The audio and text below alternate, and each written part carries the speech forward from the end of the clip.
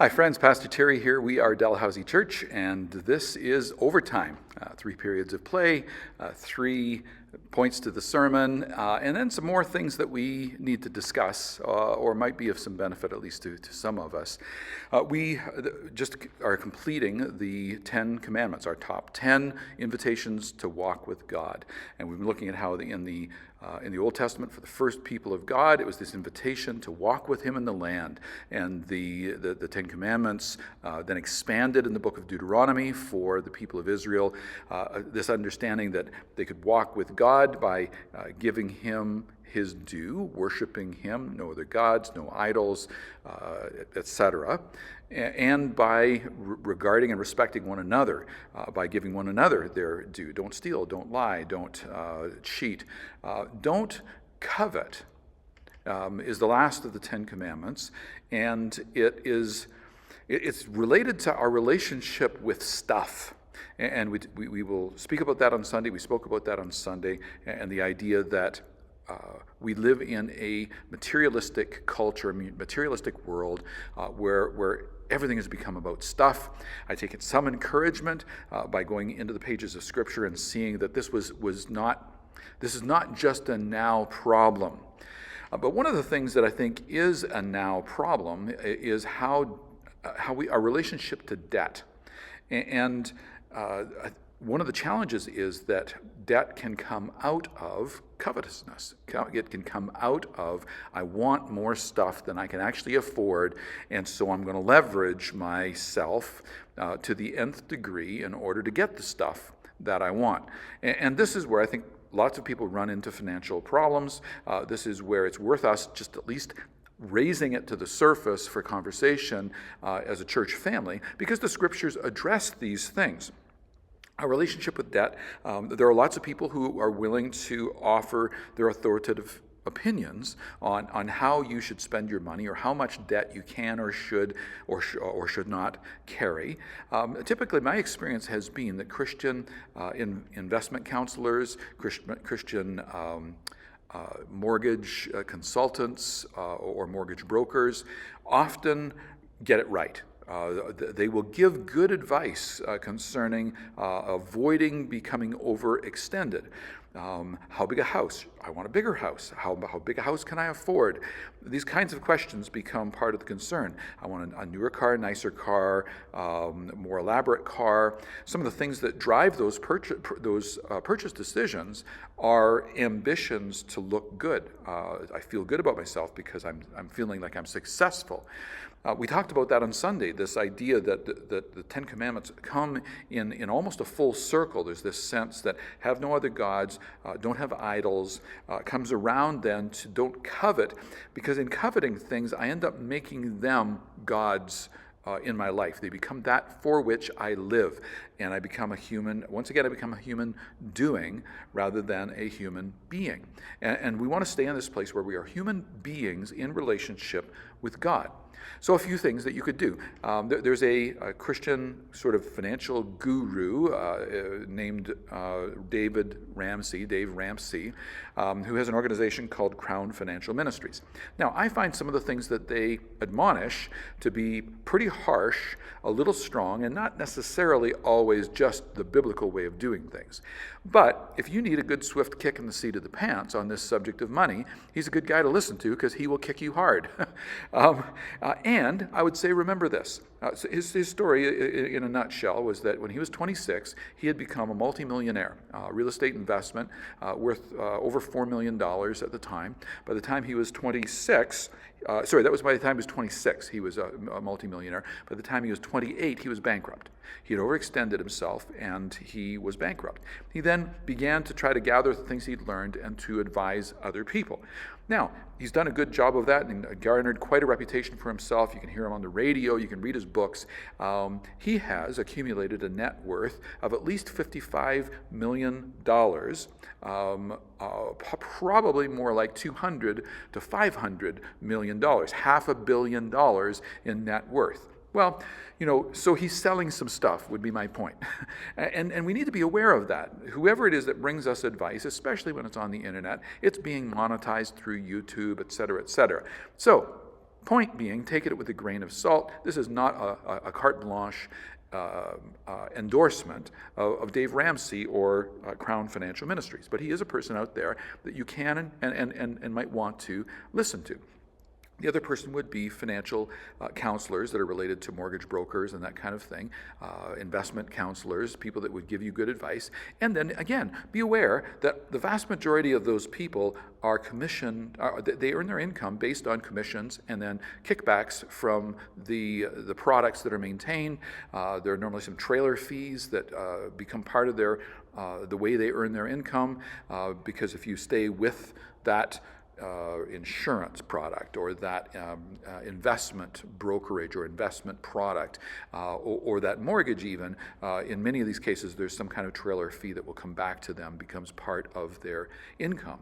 And so you want to be aware of that. You want to know how they're being paid, and they should be upfront with you. We have regulations in this nation which require this. And then you can know when the advice comes, which advice you need to take with a grain of salt and which not. If they're followers of Jesus, I hope and pray that they are able to separate that and genuinely bring you good advice that is for your benefit.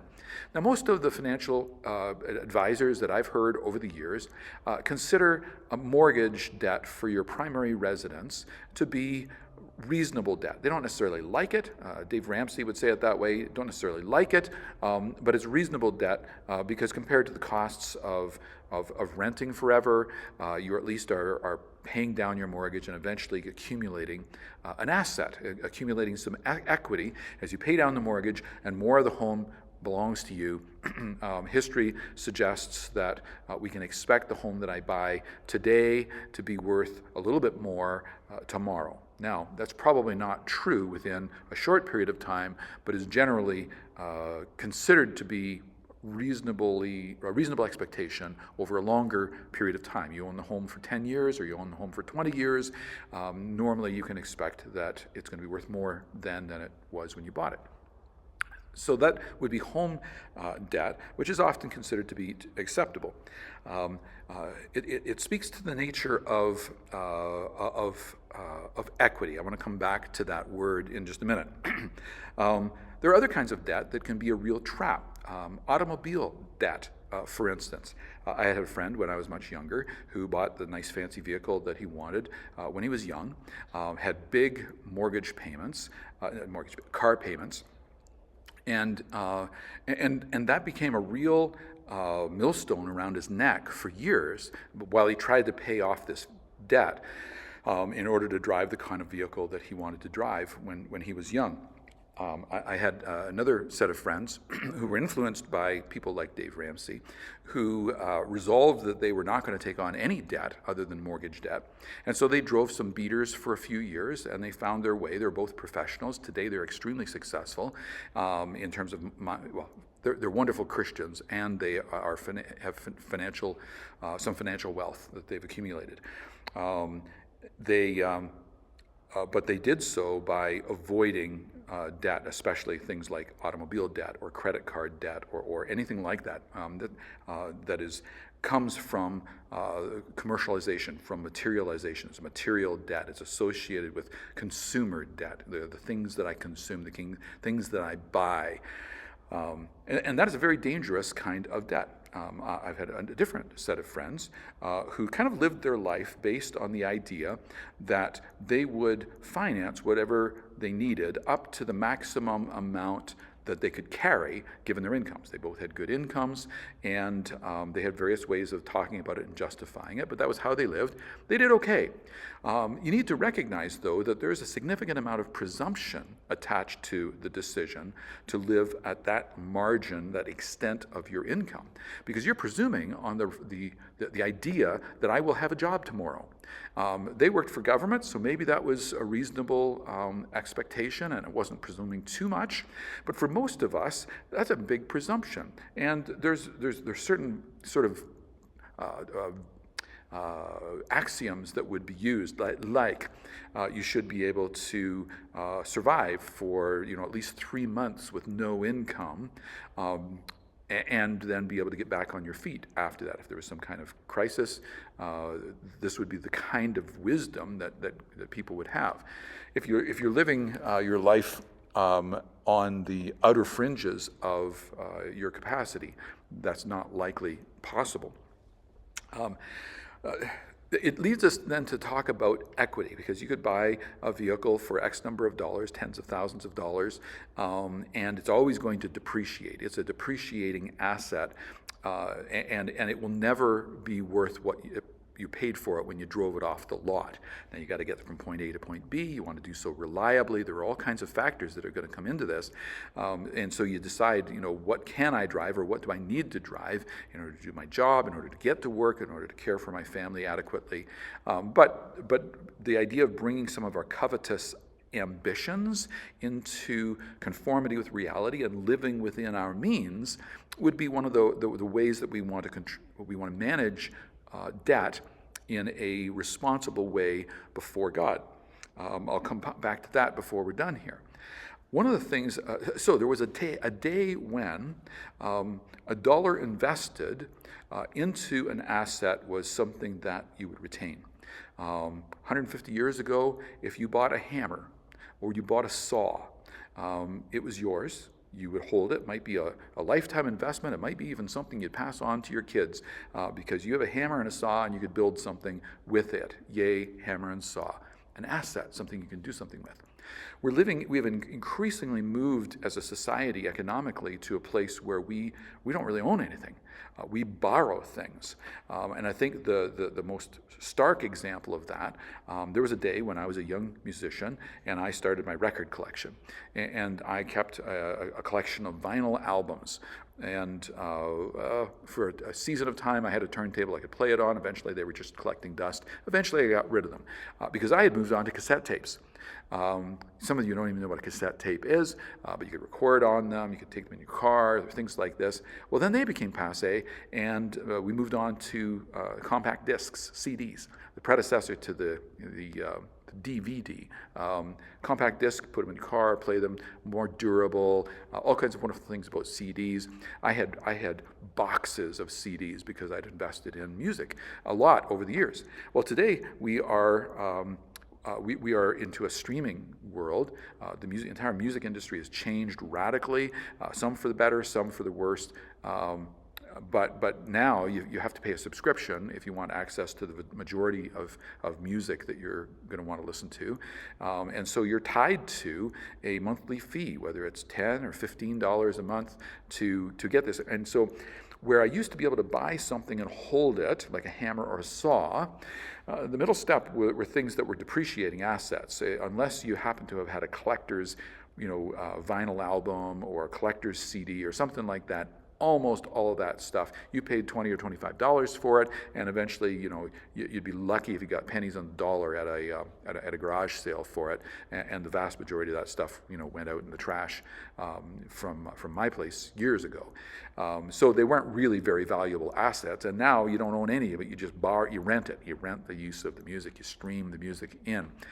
My point is that we are increasingly a society that does not own things, and larger and larger portions of our income go to sustaining things rather than purchasing things. And it's worth paying attention to. How many of those commitments have I made? How many magazine subscriptions? How many streaming services? How many movies? Whether it's Disney Plus channel or Netflix or any of the many options that are there. How many of those do you try to carry in order to become part of our entertainment budget? And there was a day when we would say, well, I'm going to put aside X number of dollars as an entertainment budget. And so if I buy a CD a month or one CD a week or whatever it was that you thought you could afford, that was a thing that you did. So some of it's comparable, but decreasingly do we have something to hold and say this is mine, and I can pass it on or I can liquidate it. I have a couple of rings that my parents gave me. One ring that my parents gave me on graduation. It's a music ring when I graduated from music that was made, and I've had that for 35 years or whatever it is that since I graduated, and so it's lovely. And it's made of gold, so it has an intrinsic value to it, but only if I sell it. It has such sentimental value to it that though it has retained value, maybe when I'm dead, my kids can melt it down and sell the gold, or take the gold, crowns out of my teeth and sell them, and so maybe there's some kind of asset value there to those kind of things being a little bit morbid. But the idea of ownership is a weird thing, and if you listen to economists talk about the history of economy, it gets even weirder. But be aware, be thoughtful about how much stuff do you need, and what's driving it. Because here's where we get to kind of this kind of fundamental piece that the scriptures are talking about, and that is, where does your trust and confidence lie? Often covetousness is driven because we want something that we don't have. James, brother of Jesus, writes in James chapter 4, verse 1, "What causes fights and quarrels among you? Don't they come from your desires that battle within you? You desire but do not have, so you kill. You covet, but you cannot get what you want, so you quarrel and fight. You do not have because you do not ask God." And I think this is part of what's at that cycle of the Ten Commandments, as we come around from having no other gods and don't have idols, and we come up and back to covetousness. Who are you trusting in? Do you have a God that is not God? Are you putting your trust in things? Are you putting trust in your retirement savings? Are you putting trust in the equity in your home that's accumulating?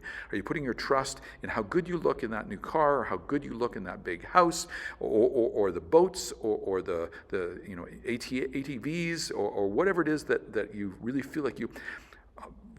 entertainment. I'm not talking against entertainment value or against having hobbies.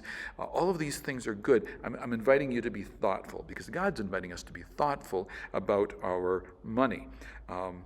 Paul, Romans chapter 13, writes this. He says, "Owe nothing to anyone except for your obligation to love one another." And he goes on, and he specifically says, "You must not covet. These and such commandments are summed up in this commandment. Love your neighbor as yourself. Love does no wrong to others. So love fulfills the requirements of God's law." And we come back to living out who God is. He is love. Giving that love to one another, walking in harmony with one another, and putting money and debt into their proper perspective. As these things are nice, it's lovely to have nice things, and it does not define me. We're going to talk this fall about who we are, our identity. Who does God say we are? We're going to come back to that, because the money piece often comes in conflict. Because we perceive ourselves, our sense of value, our sense of accomplishment, our sense of worth as coming from the money we accumulate, the things we own, the appearances that we are able to put off. And God would invite us to do none of that, but to put our confidence in Him alone, and to allow Him to be the one who defines us. This has been Overtime. I'm Pastor Terry Lee. We are Dalhousie Church, and bless you, and bye for now.